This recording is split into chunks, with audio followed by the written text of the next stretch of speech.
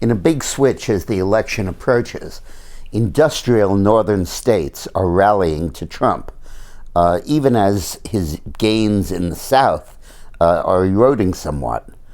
Now, right now, as the election stands, and we're doing this at about noon on Saturday, Trump is either ahead or tied for 284 electoral votes. You need 270 to win. Those are the 206 that Romney won 4 years ago, all of which Trump is leading in, including North Carolina, where the latest poll has him 7 ahead. That had been a little iffy. So that's 206 votes. Then add to it Ohio, where he's 3.3 ahead. That's 18 votes. And add 6 for Iowa, where he's ahead. And that brings you up to 230 electoral votes, where Trump is clearly ahead. Then you have 5 states where Trump is tied. And those 5 states have a total of 54 votes, which would bring him up to 284. And they are Michigan, Pennsylvania, Nevada, New Hampshire, and Colorado. You notice I didn't include Florida, where Hillary now is leading by 1.2 in the Real Clear Politics average. It really is possible for Trump to win this election without carrying Florida. And that's because the industrial states of the Northeast are really rallying to him in a way that they never have rallied to a Republican in many, many, many years, ever since Reagan.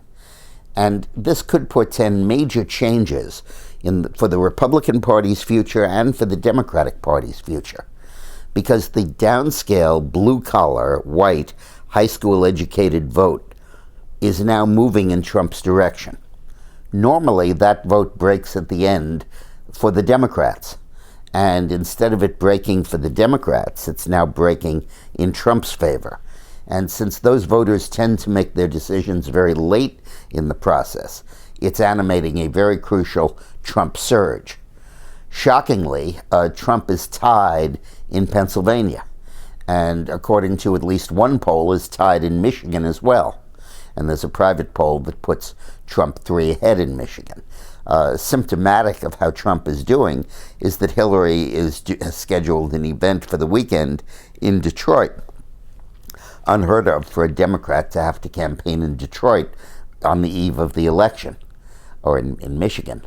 So this trend is fascinating. In fact, if you take the 4 northern industrial sort of Rust Belt states, Ohio, Pennsylvania, Michigan, and Wisconsin, those 4 states at the moment show Trump running 4.9 points better than Romney did.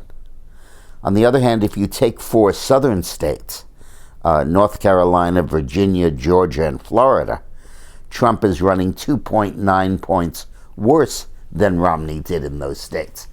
So the traditional Republican vote appears to be moving rather lethargic about Trump, rather apathetic about him, while the traditional blue-collar Democratic vote seems to be going in Trump's favor. Another factor that might exist here is that the Democratic primary showed real weakness for Hillary in the African-American populations in the North. That's why Michigan went for Bernie Sanders.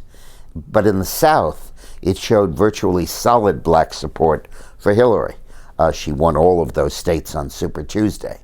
And that may lie behind some of the turnout numbers and the vote numbers that we're seeing now. In any case, I personally think that Trump is probably going to catch up in Florida. The early voting shows that African Americans are casting only 16% of the early voting, whereas before, 4 years ago, they cast 25%. So a weaker turnout there. And if he wins Florida, and he wins the other states we talked about, he'd be at 314 electoral votes. There's a fascinating thing going on about Maine that's worth just noting. They changed their law so that they give 4 electoral votes, but it will no longer go to the statewide winner. 2 will, And then they have two congressional districts, one Democrat right along the coast with Portland and Kennebunkport, and the other the entire rest of the state. And that coastal one is usually Democrat, and the rest of the state is usually Republican.